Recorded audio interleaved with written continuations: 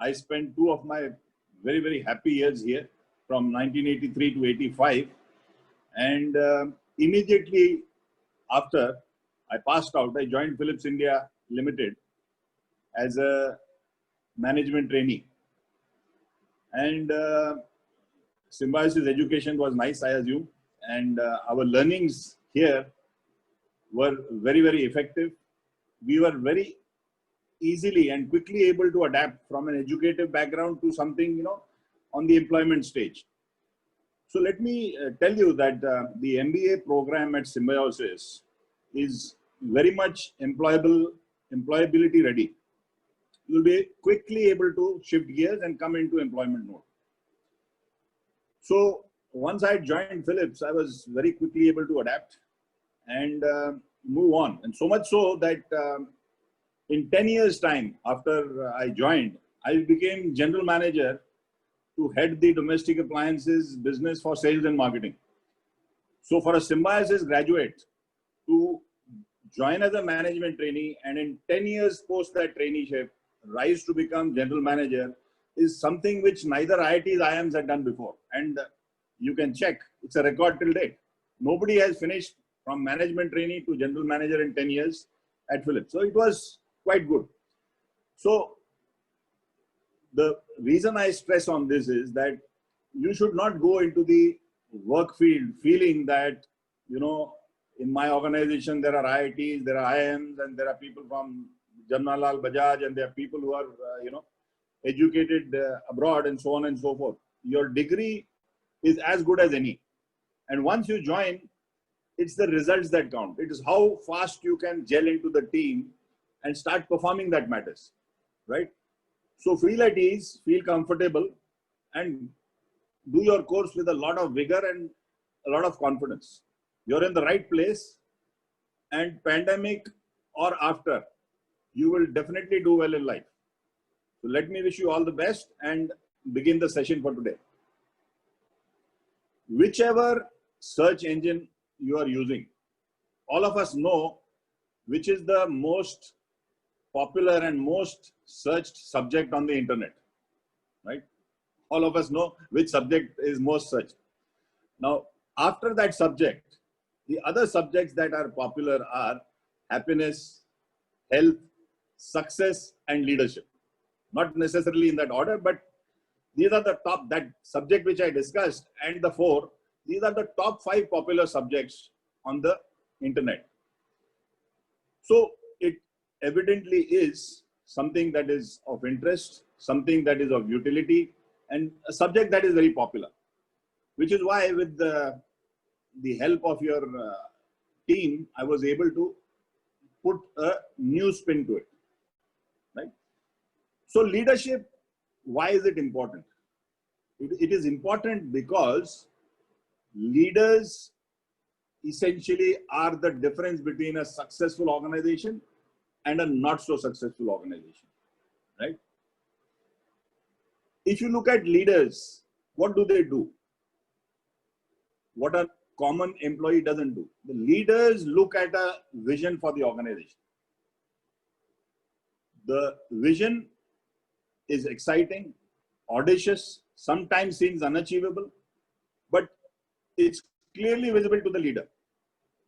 Whether it is Lord Ram who saw the vision of Ram Rajya, or it is Yudhishthir who saw the vision of Satyamev Jayate, or you look at Jesus Christ who saw the vision of Christianity, or coming closer to our history, if you look at Mahatma Gandhi who looked at a vision of a free India from British rule. All of these visions were audacious, seemed impossible. Nobody could visualize them, but the leaders clearly saw them.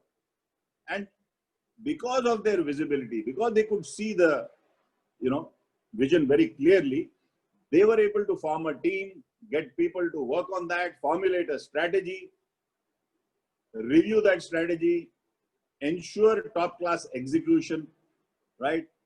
And make sure the vision was a reality. That's what leaders do, right? Leadership, therefore, is an exciting and an interesting and a very, very, participative subject. Leaders are not born. In our country, if a chaiwala can become the prime minister of the nation, I don't need to give you any example, right? So leaders are not born. Anybody and everybody can be a leader, but that doesn't mean everybody will become a leader. Right? It's a question of choice. You become a leader because you choose to become a leader, right? Leaders are at all levels. That means you don't have only one leader in an organization, right? So, for example, the last job I was doing was as managing director of Panasonic. He had 10,000 employees, out of which 7,500 were ladies, women employees. And we did a turnover of close to 4,250 crores with a profit of 700 crores. It was the most profitable company in the industry. But as managing director, I was not the only leader. We had a board of directors, and we had a set of business leaders, we had a set of marketing leaders, and we have sales leaders. So there are leaders at all levels, right? Another aspect of leadership is a leader need not know everything. So if you look at history or you look at cricket, for example, I don't know, many of you would have heard of a captain called Mike Brearley.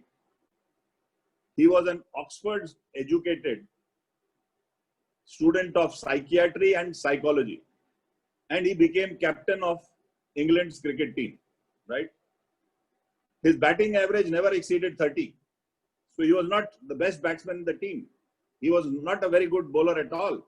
And his fielding was average, very, very average. But he was the captain of the English cricket team. He was a good leader and a very successful captain. So a leader need not be good at everything he does. He need not be the best player on the team, right? But still, if he is leadership material, he will successfully lead the team. So what is it that leaders do differently? What is it that leaders need to understand? What is it that leaders need to do?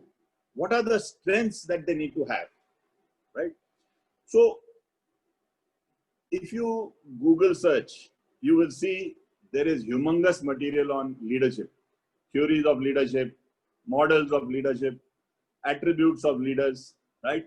So I didn't want to go into any of that. So what I have done is, based on my 35 years of having worked in the marketplace, in the corporate world, I have just put together 10 bits of suggestions. Now you can take these suggestions or you can junk these suggestions. Not every suggestion is something you will necessarily agree with, but it's a democratic world. So these suggestions are like truisms. Does everybody know what truisms are? See, truism is like the sky is blue, the grass is green, the rose is red, and the water is wet. Right? These are truisms. Something which is true, you don't get into a debate, you accept it, everybody understands it, and we move on. So same way, I have translated my experience into 10 suggestions, which I am calling as 10 truisms, right? So what is truism number 1? So Pujita, if you will please share the yes, slide number 2, yes, that will help. Right? So some of you may feel, what is this corporate guy doing writing love on the board, right? I'm not a teenager. So you may be surprised, how do I write love? But love is truism number 1. All of you must have seen a lot of Bollywood movies, and where Bollywood heroes, or for that matter in literature, you know, a lover says, मैं तो उसके लिए चांद सितारे तोड़ के ला दूंगा, right? मैं दुनिया की सारी खुशियां उसके लिए चाहता हूं, so on and so forth. So love is not necessarily the mushy type of love. A leader must wish the best for his team. A leader should want that the success, the happiness, the well-being of his team comes first, even before his own, right? And that is what leadership is about. You must therefore love your people. Without love, you can't have that feeling. You can't have that passion. So true leadership is when the joy and success of your team is more important than your own. Our own personal joy is secondary. This is love. And it is absolutely indispensable for effective leadership. If you look at love, many things or many people look at love differently. It means different things to different people. It's not necessarily something sexual or it's not something mushy, right? There are three main components of love. If you look at love, love is about passion, it's about intimacy, and it's about commitment. And each is as important as the other, right? Intimacy is knowing and caring about the personal lives of your team members in an authentic, caring, and appropriate way. Is his health good? Is he able to, reach office on time? Is he having any problems? Knowing all about the personal life. Is he got all the help that he needs when he's ill? Are our people free of COVID? If somebody is having COVID, right? Is he in hospital? Is his family taken care of? If he's in hospital, does the family have money? Are they comfortable? All of such things. When you know about the personal lives of your team, this is intimacy. Passion, on the other hand, is something leaders anyway are supposed to have. They have to have passion about ideas, passion about feelings. So passion is the positive energy and enthusiasm that as a leader or as an employee you bring to work. Without passion, you won't have that jazba, that junoon, which is important for leadership and for success. And the third element is commitment. Commitment is a dedication to the well-being of others and to the shared goals of the organization. So you have to have a commitment to your commitment. And so love has three parts, as I mentioned: intimacy, passion, and commitment, right? And any leader who doesn't have love for his team, for his employees, for his people, right? All of us talk a lot. My work is like my home. The people are like my family. Now, unless you love your people, how can your people be your family, right? So love is an intense feeling of deep affection and is absolutely central to leadership. As an emotion and as a behavior, even in the most severe and extreme environments. For example, if you look at the SEALs or the commandos in Afghanistan, or you look at the Indian soldiers fighting the Chinese at sub-zero temperature, right? They also, the leaders there, the leaders who are leading, the brigadiers, the lieutenant generals, the colonels, all of them, even in that area of armed conflict, they have to have love for their people. They must want the security of their people, right? So that is why I put this subject on top of my list, right? There was a toss-up between trust and love. Because end of the day, if you don't have trust, can you have love? Or vice versa. But I felt that the subject of love needed to be first, because if you love, you can have trust. But if you have trust, need not necessarily result in love. In modern India, or for that matter, any part of the world today, most of us have come to associate love with sexuality and attraction towards somebody else. And this has bypassed the true definition, the meaning, and it totally overlooks and goes around the many years of rich culture and tradition which India has had, right? So let's not get sidetracked by the subject, but let's come to the basics. If you have invested time, if you have invested emotion and positive energy into building an emotion relationship with your team, you have demonstrated your commitment to them through thick and thin, and your passion, will reach out to them. Your passion will be contagious, and that passion will drive into them and build a passion for them as well. If you read on the subject, you will see that research has shown that people who work in a culture where they feel free to express affection, care, compassion for one another, the work atmosphere is more comforting, more caring. People are more satisfied and they are more committed to the organization, right? So leading with love is knowing and caring about what sort of inspires your people. It helps you to empower them. And love means that you care enough to know what is important to them and what is it that you can do to help them to succeed. So it is key, absolute key to leadership success. Unless you're a person who loves his people, you cannot really succeed, because you must want them to succeed. And if they succeed, you will definitely succeed. To lead effectively, you must therefore love the people you lead. That's principle number one, right? And that's why I put it as truism number one.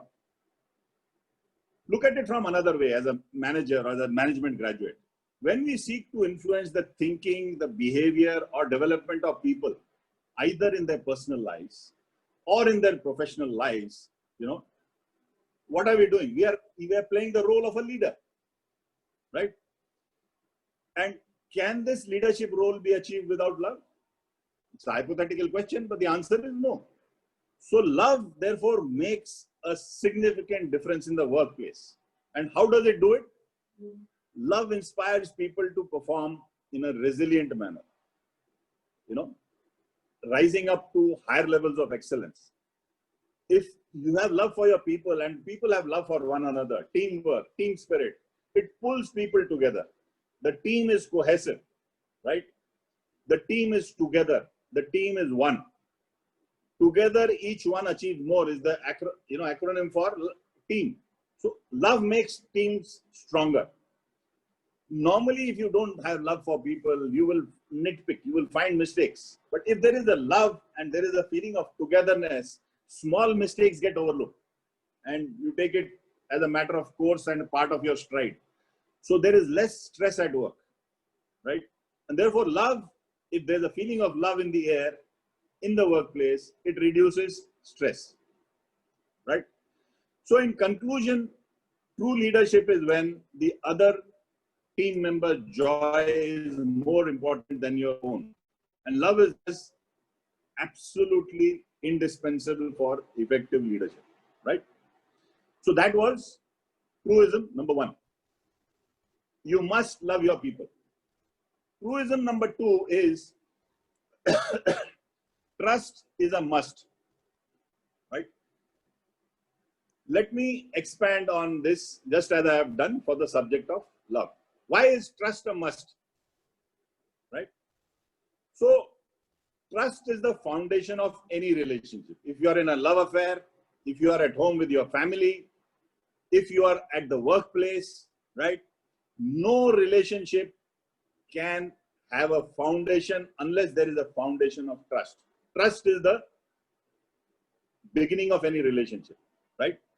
I think second only to love.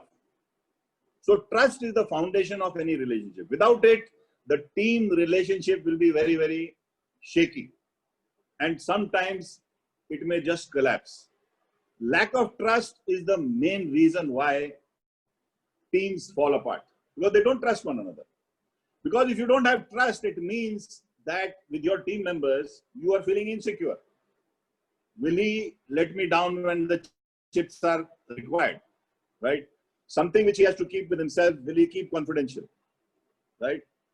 When I need help, will I get it, right? If a small child has to jump 10 feet or 20 feet up in a pitch dark room and his father says jump, right? The child will blindly jump because there is a feeling of trust, right? So because the child has trust, in a pitch dark room, the child jumps and the father holds him. That's father security. That's what the child feels. And that is also trust. So when we trust someone, we assume they will act honestly, they will act truthfully, they will be reliable, and they will be predictable. So honesty, truthfulness, reliability, and predictability. These are the bulwarks of trust. Also, we assume that people will not take advantage. Suppose in trust, I have shared something with you, right? Nobody should take advantage of that. trust is the essence of leadership, because it's impossible to lead any group or set of people who don't trust you. You may lead them, you may motivate them, but if they don't trust you and you don't trust them, how can you be a leader, right? The team just cannot work. So trust is therefore absolutely important. Trust is also a measure to build employee satisfaction. As I said earlier, the more love, the more trust in a working atmosphere, the more happy people are in that working atmosphere, right? In that working environment. So if there is trust, the employee satisfaction is high. There are, if you look at trust, there are 4 critical dimensions, right? The first dimension is competence. The second dimension is openness. The third is honesty and concern for others. Now, why is competence a critical dimension of trust? You will always tend to trust a leader who is competent on his job, right? So Kohli as a captain or Mahendra Singh Dhoni as a captain, why do they inspire trust? And why do they inspire the highest forms of leadership? Because the team believes that not only when it comes to scoring runs, when it comes to any aspect of the sport, their captain is competent and their captain will really perform when the chips are down. That solidity, that element of competence is therefore important, right? Openness, all of you can understand. Honesty, you can understand. Concern for others and reliability, I've always touched upon. So when employees work together and succeed as one single team, they form bond. That is called team bonding. And this team bonding can often turn into trust, and from trust into friendship. Not all the employees you work with or your team members are you friends with, but at times this trust can build into lifelong friendships. So you may work together for maybe 6 years, 5 years, and then you move on, and then you go around the world, but that friendship remains, right? That love, that trust has blossomed into friendship, and friendships endure the test of time, right? That is human nature. And it's great for any organization to have love, trust, and relationship. Since employees who are liking and trusting one another are more likely to communicate well, there will be no gaps in communication. So they will communicate better with each other, and therefore interpersonal performance levels also will be higher. Effective teamwork is built on trust. If there is no trust, there is no effective teamwork, right? So building of trust and confidence by acting in a team member's best interest and not revealing confidential information inappropriately, this is a part and parcel of a leader's role in building trust, right? To each of you who are beginning out into professional life, I mean, I can give you 3 or 4 quick suggestions. How do you build trust? One, by saying what you mean and meaning what you say. Don't try to be diplomatic too much, right? Be direct. Say what you mean and mean what you say. Second, respect every individual you come across, whether it is the person who's serving the tea, whether it's the person who's taking your temperature at the security gate when you are visiting some company, right, at the pandemic time, whether the person who is serving you your snack or person who's looking after the toilets, right? Respect every individual.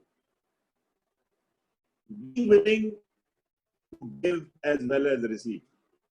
Many times in life, you know, some of us, we want to only get, right? But to my mind, you should not only be a receiver, give as much as you can, probably give more.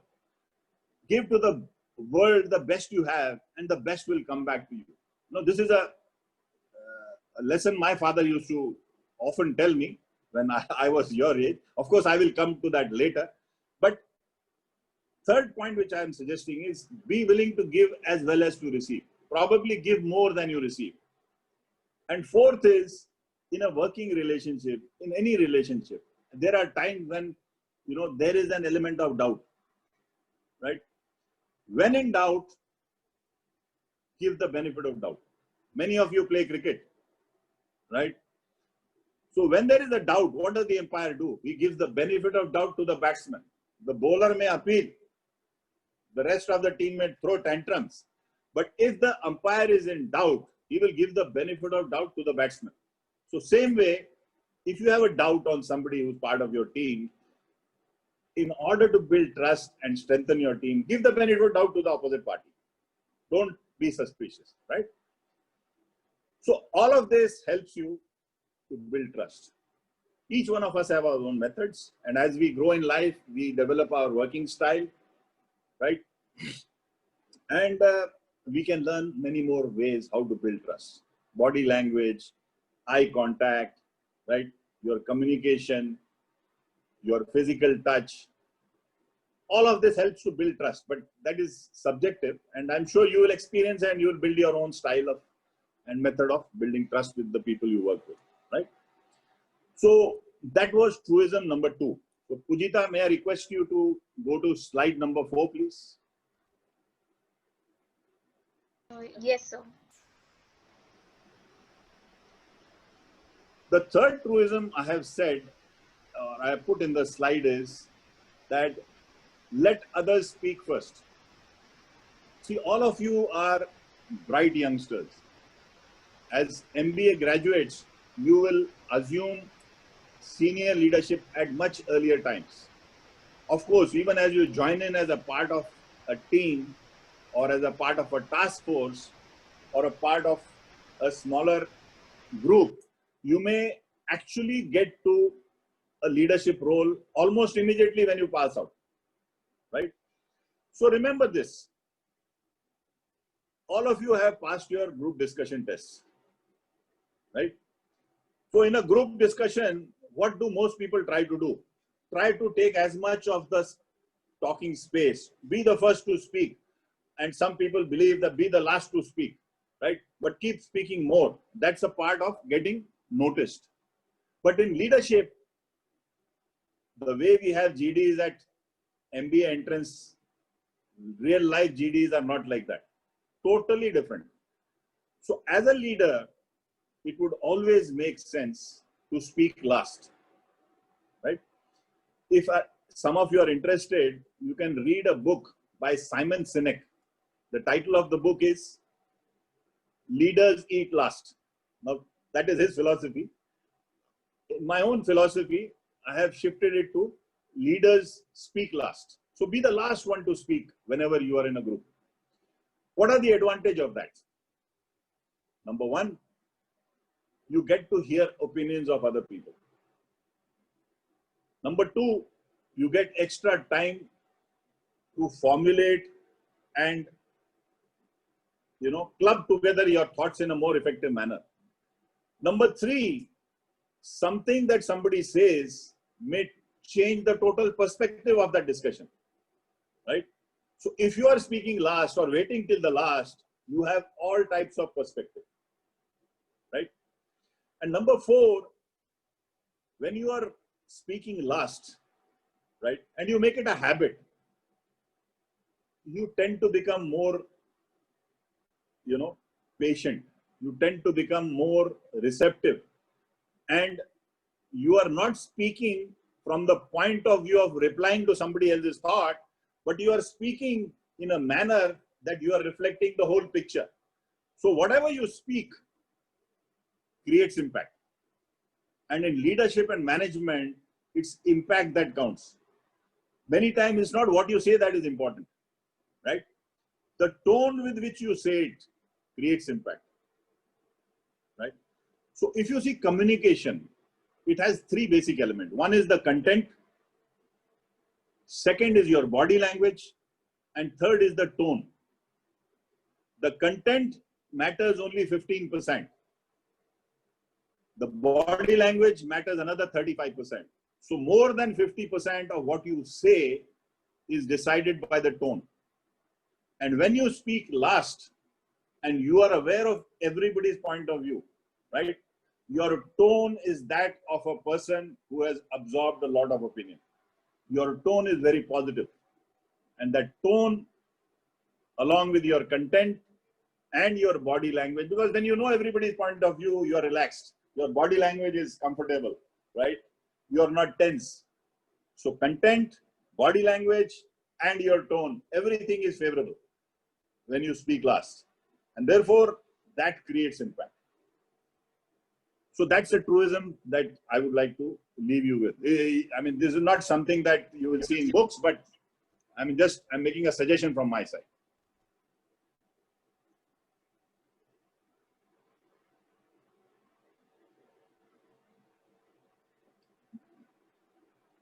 Truism number 4 is aim high and miss is better than aim low and hit, right?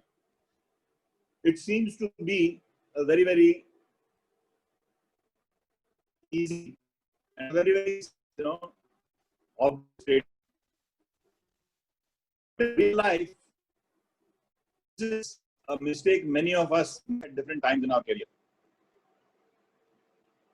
The thinking behind some of it is, why should I take risk if by average output I am able to go by? Why should I take risk? Why should I take a larger chance? So one of India's most popular presidents, I'm sure all of you have guessed his name, Dr. Abdul Kalam, is probably arguably the most popular president we ever had in our life as an independent nation. He had a very, very impactful statement. He used to say, a small target is a big crime, right? So what I'm saying is probably in colloquial language, what he said was essentially the same thing. Keep your sights high. If you keep your sights low, you may have a string of small successes, right? But that is not success, that is mediocrity. And if you keep your targets low all the time, mediocrity will become a part of your psyche. It will become a habit. It will become a nature to you, right? And when in life decides to throw something really tough at you, you will flounder. In contrast, if you are somebody who is always challenging yourself, right? Your target is your own, not necessarily the average performance of the company. You will always be a performer, right? So rise above mediocrity, stretch yourself, get out of your comfort zone. It's only when you aim high that you reach high. Aiming high is an attitude. Develop that attitude. And this attitude will decide your altitude. How high you will reach in an organization, how high you will reach in life. In my 35 years, I have never met a person who had an attitude of reaching for low things and reaching a high altitude. It has never happened. I have never seen anybody who has aimed low reaching a position that is high, right? So if you find this truism easy to remember, do it. Otherwise, just remember Dr. Azad. A little target is a big crime, or a small target is a big crime, right? So this is a truism when you practice it. Let's go to the next truism. Pujita, could you share the next slide, please?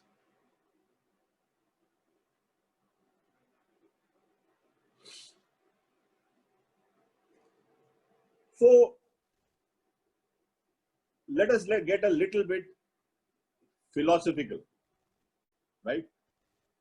When God made the universe, he took special efforts while conceptualizing and creating human beings.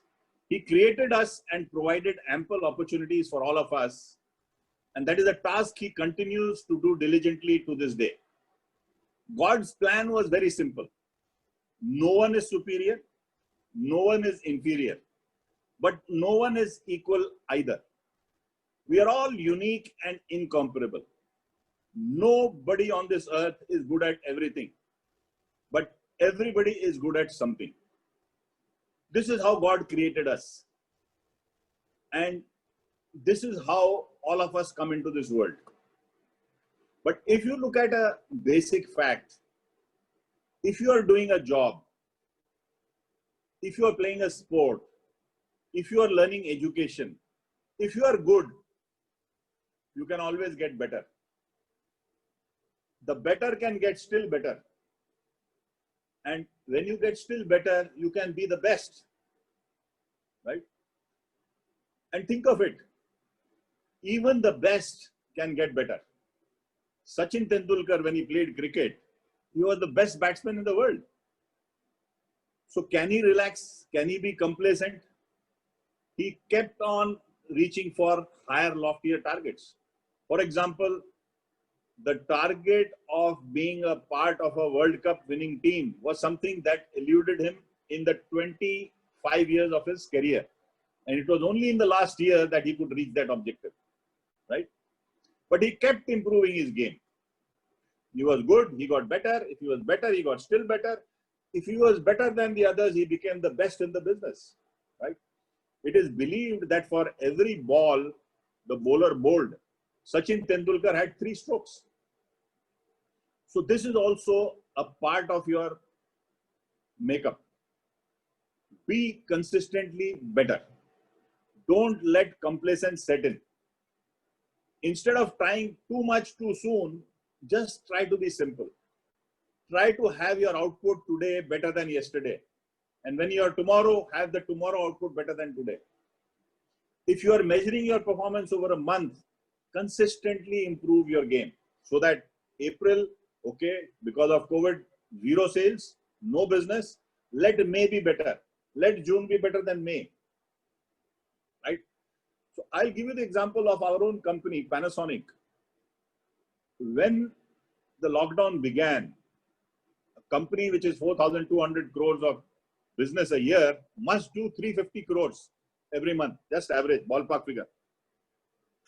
In the month of April, we had 0 sales, absolutely no sales. But we took the call that we will not cut any jobs whatsoever. No jobs to be cut, no salaries to be reduced, right? Not only that, we made sure that all contract labor in our factories were also paid full salaries. We went one step further. The sales team has people who are off-roll salespeople. You know, they are not on your roll, but through the channel partners, they get paid. We made sure that they also got their salaries. So as a company, we gave them confidence, we gave them security. So April sales was 0. What happened is, in the month of May, when the lockdown opened, we bounced back. Although sales were not same as last year, but we could reach 80% in May. Everybody was enthused, charged, motivated, and wanted to deliver. In the month of June, let me share with you, the number of sales we registered is the highest in the last 15 months. That means whole of pre-COVID year included. So June was a fantastic month. So what was the company doing? Being consistently better. Same way as individuals, that's a philosophy, that's a mindset that you can keep for yourself. Don't get bogged down. Bad day comes to all of us. A bad semester comes to all of us, right? I do remember when we were in MBA Part 1, Principles and Practices of Management. Oh my God, what a subject it was. I scored just 63 marks, right? And in the first semester of the first year, for the first time in my life, I got less than 60 marks on aggregate. Part of it was that we had a very demanding senior batch. And, you know, as part of the students' council, they would bully us and tell us, do this, do that, organize this, that seminar. For seminar, we used to have fund collection. So in the first semester, we spent a lot of time collecting funds for symbiosis. So we didn't focus as much on our studies. So, and principle of and practices of management, as you all know, is not a very, very juicy and a very, very attractive subject. So, sum total, first semester was a bad performance. If you get bogged down, you had it. So you have to perform consistently better all the time. Don't get bogged down. Don't feel bad. Don't feel you're lost out. Because if you're lost out, only then you have lost out. Always think you can do better and try to do consistently better. That brings me to the next truism.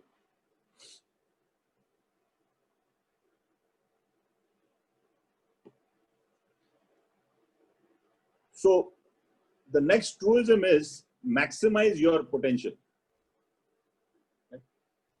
If you look at an organization or you look at a team, the potential of the team is the sum total of the potential of all the employees. So when you get into an organization, you must inculcate a habit or a culture of caring and sharing and growth. There should be avenues for every employee to realize their potential. When the employee realizes his potential, they will achieve that potential. And when you have achieved your potential, you can think of maximize your potential. So if employees realize their potential, the organization eventually will do so. If the employees achieve their potential, the organization will eventually do so. And if each employee is encouraged to maximize his potential, the organization will perform beyond expectation.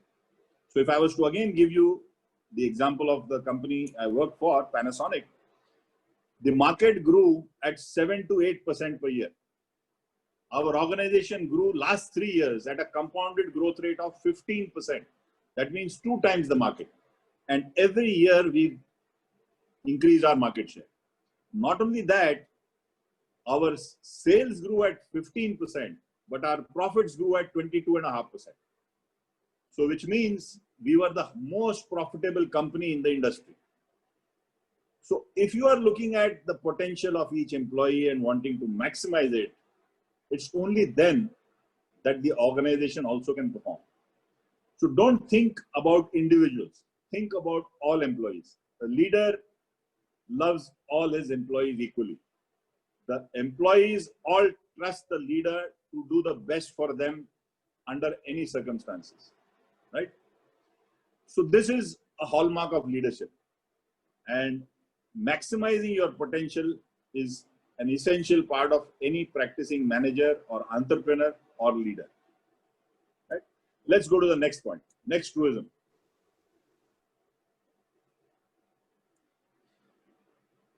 So I was mentioning to you about advice my father used to give me when I was young, probably even younger than all of you at this stage. He would always say, give the world the best you have and the best will come back to you, right? I was actually trying to get a video and I did a lot of research on the internet, but I couldn't come across any video which could explain that philosophy, that thought process, or the essence of that advice my father gave me. He was a very, very, very wise man, and I wanted to share his wisdom with you. So when I did an internet search, I couldn't get a video to exactly, communicate that. But I did come across a video which has this truism as the topic. What goes around comes around. This is an American way of saying, give to the world the best you have and the best will come back to you, right? In English, in India, Indian English, this is how we would say it. The way Americans say it is, what goes around comes around. So to my mind, although that is an American and a rather complicated way of saying the same thing, but nevertheless, since the video has that title, let me share the video with you quickly, and then we will continue with the rest of the subject. I'm aware that we have 10 minutes more, so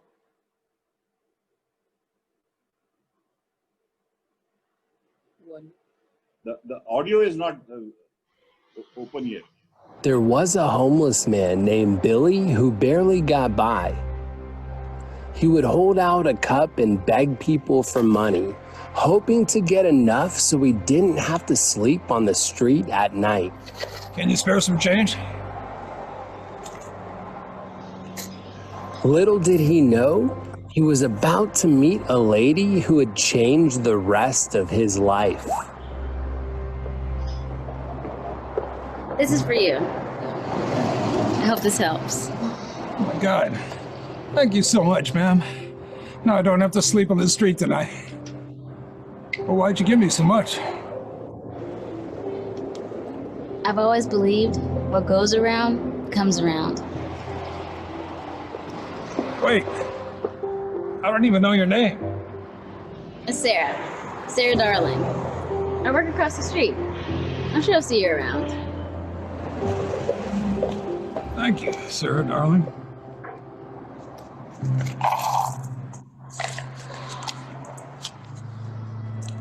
Ring. Billy realizes that when Sarah handed him the $20 bill, she accidentally dropped her wedding ring inside of his cup. He runs after Sarah to try to find her to give her her ring back. He looks all around for her, but he can't find her anywhere. Just as he gives up looking for her, he happens to come across a pawn shop and decides he may as well go inside.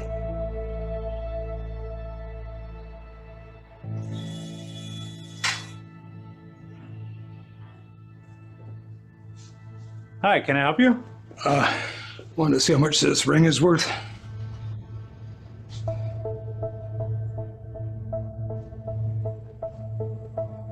All right.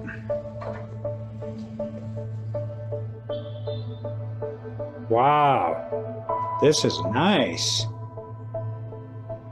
I can give you $4,000 for it.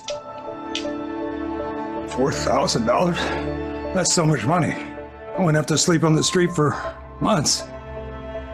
Just a second. 1,000, 2,000, 3,000, and 4,000.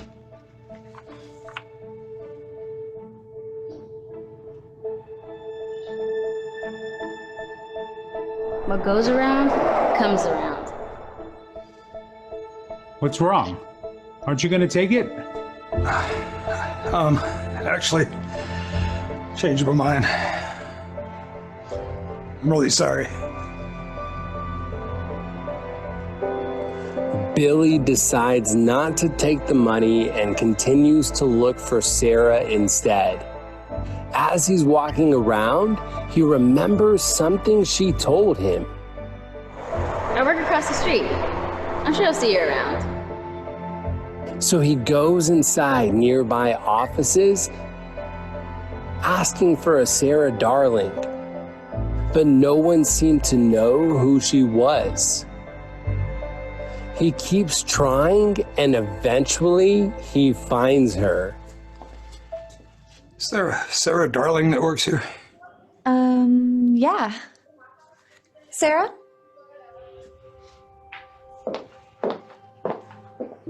Oh, hi. How can I help you? Hello.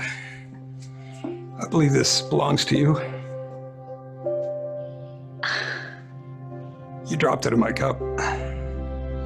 Oh my God. You found my ring. I've been looking everywhere for this. But I don't understand. I'm sure you could have got a lot of money for this. Why'd you give it back? Well, you helped me, so it's the least I could do. Besides, a wise woman once told me, what goes around, comes around. Thank you so much. You have no idea how much this means to me. I'll never forget this. You're welcome. Wow. You know, you should start a GoFundMe for him. I'm sure people would love this story and want to help him. That's a great idea.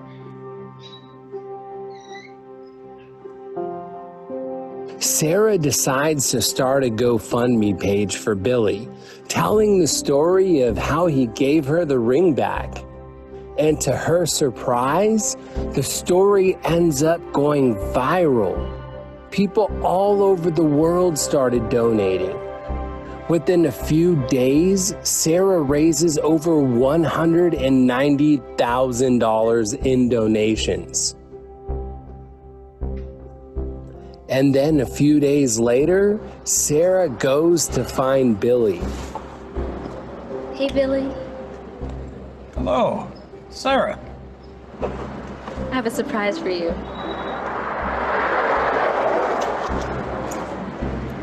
$190,726 surprises to be exact. What? This is all for me? But I don't understand. What's going on? I set up a donation page and I told everybody about what you did. People around the world donated. So now you don't have to worry about sleeping out on the streets anymore. You can buy your own home. I can't believe this is happening to me. God bless you.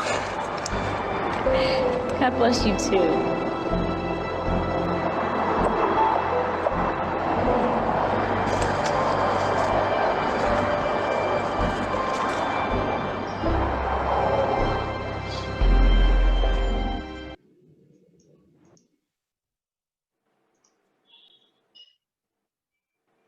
Right?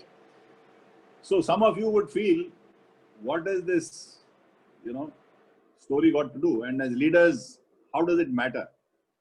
So let me tell you from my experience that as a leader, life can be lonely. Sometimes it becomes thankless. People don't appreciate. But you should have this attitude of continuing to do the best for the people. You never know, and you can never say what you do impacts somebody in what particular manner. So keep doing your best, keep doing your good things, keep doing favors, keep giving the world the best you can. And as my father used to say, the best will come back to you, right? So I hope this video is quite descriptive and I don't need to go into details. It's because this is sentimental and this is philosophical. So let's go to the next truism. And that truism is very simple. How you do anything, you do everything. As managers, as leaders, each one of us, we have our baggages. We have our life at the back. We have our own styles of management, right? We have our own attitude. We have our own persona. And we have our own internal set of, thinking patterns. So if you develop the right processes and you develop a method by which you will find a common denominator to approach any problem with commitment, with seriousness, with an attitude to succeed, you will find that that same attitude becomes a part of your approach to every problem. And as you keep doing it frequently, right, what will happen is how you do that one thing, you will do the same thing for everything. So your success will get repetitive and you will tend to achieve more better results. So find that method for yourself. What goes well for you? The common factor should be commitment. It's in line with the organization goals, seriousness, attitude of success, and anything is possible, right? I was very fortunate that when I grew up in a family of 4, and ours was not a very rich background. We are from a very middle class sort of family. But the thought my mother, more than anybody else, inculcated in me was anything is possible, right? So somebody would say, the sky is the limit. No, that used to be in our time a very popular statement. If you want to motivate somebody, you used to say the sky is the limit. You can succeed. You can do anything. The sky is the limit. And my mother would say the sky is not the limit, right? That set us thinking. When the sky is not the limit, you can reach any height, right? So that attitude of success, that attitude of approaching anything with your own formula for doing it. If you formulate looking at your own strengths, looking at your own likes, looking at your own situation, your circle of concern, right? You will see that if you can formulate that so-called magic formula, how you do anything, you will do everything. And sooner rather than later, success will become habit to you and you will be extremely successful in your professional life. That brings me to truism number 9. All of you would have heard a very famous statement by Mr. Shiv Khera, who's a very well-known motivator. His statement is, winners don't do different things. They do things differently. In my case, I simplified it to something in real life. Winners don't do different things. What they do is, they don't make excuses. Now, all of us may feel that there are reasons in life that prevent us from achieving whatever we want to achieve. But there is a difference between a reason and an excuse. If you have climbed Mount Everest, you will speak something like this. We reached base camp. The temperature was -22. We ran out of oxygen just 25 meters from Mount Everest summit, but we climbed Mount Everest. We reached the summit, we put our flag and quickly hurried back, right? This is reason. When you have achieved your objective, despite the reasons. An excuse would be, we couldn't climb Mount Everest. We reached almost 30 meters from there. The weather was bad. We ran out of oxygen. And many of us were not feeling well, so we had to rush back. We couldn't climb the summit, right? That's the difference between reason and excuses. Let me share with you that when you join the workforce, when you join the teams in your job front, one thing that most professional managers do not like is somebody making excuses. Even if you have reasons, find your solutions. Go with the attitude that you will solve the problem. Take help, work independently, do whatever, as long as it is legal, as long as it is ethical, and as long as it is not by cheating, right? Do whatever it takes, work your hardest, take support, go to a guru, but don't make excuses. Because professional management, professional managers, especially for youngsters, they have less patience. And I can tell you from my own experience, right? I had some difficult times. So I learned very soon that come what may, find a solution. Don't find an excuse, right? Let's go to truism number 10.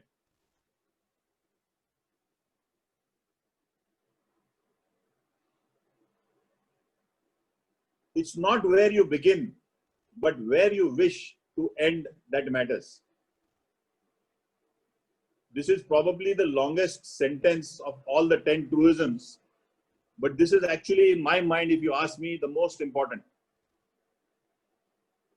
In our lives, as human beings, as professionals, as leaders, right? We all live our lives. We have personal goals. We have got organizational goals. But as human beings, we must have a purpose in life, right? Along with that purpose in life, along with your organization objectives, whenever you enter a new situation that challenges you, look at where you need to be at the end. Don't look at the problem as of now. right? It's like making a journey. You are going from Mumbai to Delhi, right? And when you get to Delhi, you have a job to do. So approach a problem not from the Mumbai end, approach it from the Delhi end. When I get on to Delhi, where I have to go, right? I have to go to the hotel, and from the hotel, I have to go to the company. So start from that, outside in. Don't look at, okay, I have to catch the train, keep thinking about the train, and I will look at the other thing later. Start from outside in. The Bombay end, since it is your end, it's in your comfort zone. If there's a problem, you'll be able to solve it sooner, right? So look at the other end. Look at where you will end. And from there, right, come backward. And you will find that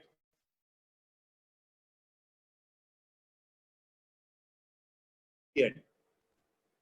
So approach a problem from that perspective and look at how you can make a difference. And in your managerial life, in your professional life, in your personal life, you will find that success will be yours, right? All through my life, I have had reading as one of my habits. And at different stages in your life, depending on the situation, depending on your level of maturity, depending on the time available to you, you have different ways of reading, different types of reading. So I have compiled for all of you a set of 15 books, which were my favorites. It's not necessarily likely to be your order, right? But to my mind, the book number 1 is the book every manager or every leader must read. So I have tried to put it in that order. And if you can follow this order, you will find it easier reading. But you are free to choose. This is my list of my all-time favorite books, all of which I have read, I have acquired, and they are a part and parcel of my library.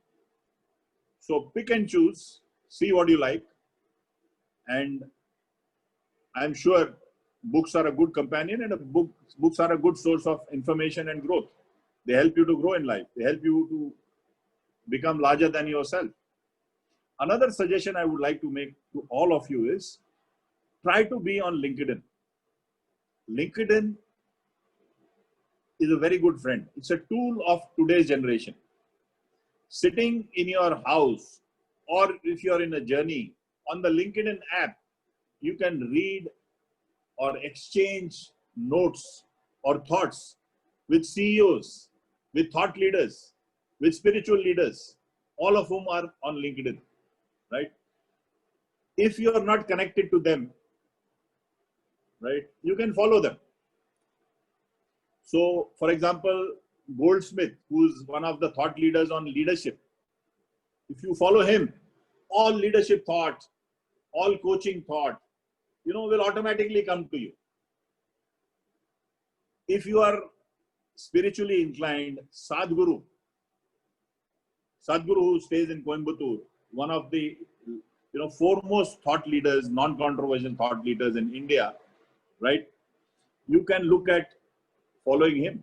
But get onto LinkedIn, try to increase your circle of influence, and you will find that you will have a lot of inputs from CEOs, from professionals, from legal minds. So that is how you will be able to create an impact. Good results are generated at the end of the day only if good thoughts are generated at the beginning of the day, right? So I would like to leave you with this thought. Start your day thinking well, thinking positively, and I'm sure that the bright mind that you are, you will end the day on a very, very positive note. Same way for life. I'm sure all of you will do very well. I wish you a lot of success.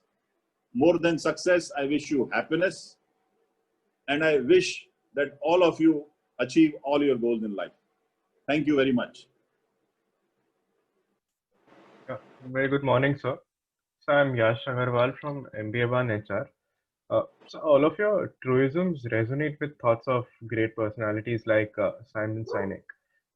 However, do you feel that that the fundamental construct of any business is such that it prohibits leaders and managers to unconditionally comply with these truisms, especially when businesses tend to weigh every decision by the lens of what do we get out of it and monetary gains, even decisions such as CSR or diversity and inclusion. So what you are asking is something that, you know, is a thought process many of us have. If you start wondering, what if, you know, you are starting on a defensive note. I will share with you my own experience in organizations. I have found that in India, we are psychologically trained to say no. I'm sorry to be blunt, but we are trained to say no. So if you ask permission, Mr. So-and-so, I would like to do this, may I do so, right? So you'll find that you will find a lot of naysayers, and a lot of people will say, no, this won't work. What's the advantage? What's in it for the organization? Why do you want to spend your time on it? Why don't you do this instead, right? All that is fine. The better way is take the initiative. If you feel good about something, just do it, right? There are times when I have felt something good about something and organizational resources were not available. I have used my own money, right? I have used my own resources. It's a question of how strongly you feel. There are always going to be naysayers. So that is point number one. Point number two is, if you feel strongly, right, collect information, share information, and with your superior or somebody who matters in your decision-making process, use logic to increase their knowledge base. Many times people say no because they don't know what is the impact going to be. What does it mean for the organization? So create that knowledge. You may feel that he's my boss, he knows more than me. Not true, not necessary. So create supportive inputs that help you to increase awareness of the decision, right? Help your boss to help you. That's the way I would put it. Or help your organization to help you. Expand your circle of influence, expand your circle of concern, and don't worry about being defensive. That is my take on the question. I'm not sure whether I've answered it the way you felt, but if you want to rephrase it or you want to paraphrase it, I'm open. Wonderful, sir. That answers my question. Yeah. Thank you. Right. All the best. See you.